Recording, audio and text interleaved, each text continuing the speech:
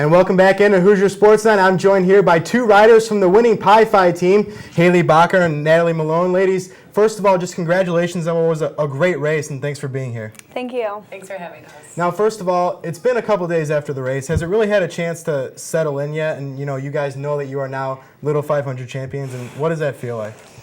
Oh my gosh. I don't think it's settled in yet still. I think that we have a banquet this Wednesday, and that's when we'll be giving our championship rings, and I think at that point it really will settle in that we're the winners of the 2009 race. I agree. A lot of times I'll walk in my classes and some of my friends will joke about it and start clapping as I walk in. It's kind of so today was kind of a trial. Lots of congratulations, but yeah. It's still unreal that it's actually happened. Now, Haley, how about for you being a senior? You said you've ridden for 3 years now. What does that mean to kind of cap off your riding career with a victory? It's an incredible feeling. I started as a sophomore. I didn't ride my freshman year, and we were the first women's team my freshman year to almost not make the race. We qualified 33rd, and to go from that 33rd place to 28th and then 8th and then 1st this year is just a really incredible feeling. I think at lap 60, when we finally realized that this race could be ours, we all just started to. It's one of the most incredible feelings I've ever felt. So yeah. Now, in the race, your team captain, Caroline Brown, who unfortunately wasn't able to join us, but she rode 70 out of the 100 laps. Was that something that was planned, or was it just one of those things where, she was just on the bike and she just wasn't going to get off? Caroline's a really, really strong rider. She has a ton of experience for the amount of time that she's been riding. She's incredibly dedicated. She's one of the hardest working and most motivated people I've ever met. With that being said, Little 500 is a race that anything can happen. And we went into that race knowing that she was capable of riding all those laps, but when the yellow flags were thrown up, every time there's an injury and you have a chance to spin your legs and not gain on the leader, that gave Caroline a chance to just spin her legs. So she ended up doing a 30-lap set at the beginning because a few yellow flags were thrown, and so it really just worked out to our advantage. Mm-hmm. Each race ends up being so different that you really can't plan for that type of thing. So we did a lot of different scenarios in our head, if this happens, if that happens. It also depends on if the race was a faster race or a slower race, but because of the winds and everything else, everyone's legs were killing them. But Caroline just managed to really just buckle down and get it done. Also, something that really helps Caroline, she is, this is a huge biking community. The Little 500 is a huge community sport.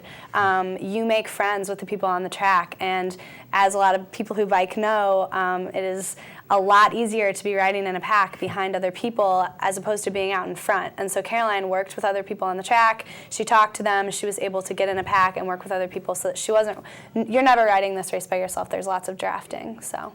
Now, obviously, the most important of those laps were the final 10 that she rode, and obviously the last lap in general. Talk about what both of you guys was going through your heads as you saw her coming around that last turn, knowing that you guys were going to be the champions. I went to Haley and I was like, can you believe this is happening? And she's like, don't say anything. Don't say anything. Because no, you don't want to jinx it. You have no idea what could even happen in those last 10 laps. For all we know, there could have been a huge wreck, and she actually did end up going down. But those last 10 laps, she looked strong. I remember thinking in my head, like, I can't believe that this race actually could be ours. And once she was on that last lap and I saw her make her move out, she wasn't behind anyone. I knew that she totally had the strength and she had the will and the drive to win it for us. Yeah. Our coach wrote, all of our pledge sisters were there cheering for us. Our coach wrote on a big board, "Believe." And I think, it was a really emotional moment for all of us. I think that, we were completely the underdogs. It was not even on anyone's radar that we could possibly win this race.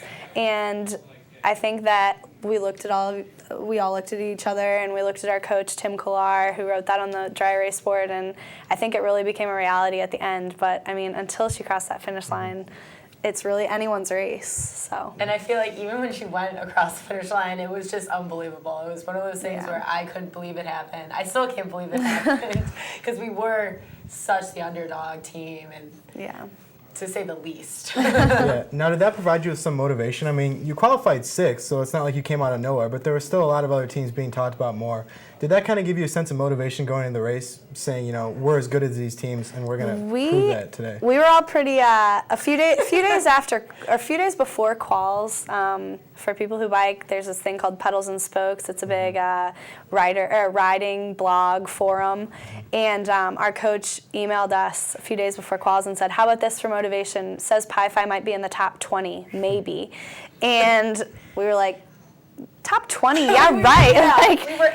We knew that we had the potential to be better than the top 20, but I don't really think going into the race that any of us knew that it was going to be a first place finish. That was definitely not an expectation for me by any means. If we didn't win, I wasn't going to be heartbroken and disappointed by any means. But being 6th in quals, it was nice because after people said that we might not be doing as well this year and we came in 6th, it was nice to be. This is our second year being really strong. And definitely after this win, hopefully people will give us a little more recognition.